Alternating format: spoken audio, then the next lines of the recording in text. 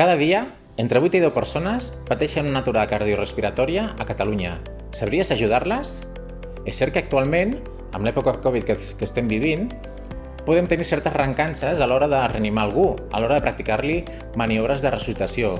Però podem fer-ho amb mesures de seguretat com les que coneixem actualment i que fem servir al nostre dia a dia, com seria la mascareta, per part nostra i també per part de la víctima a qui volem reanimar, a qui li volem donar una oportunitat.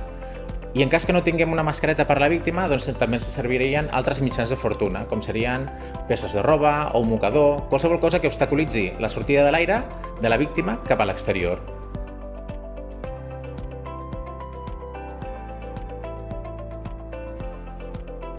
Es troba bé? Escolti, em sent? Ajuda!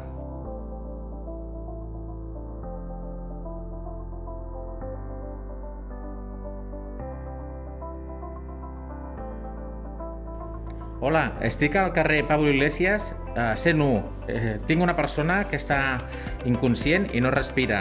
Estic començant a fer RCP. Necessito ajuda, sisplau.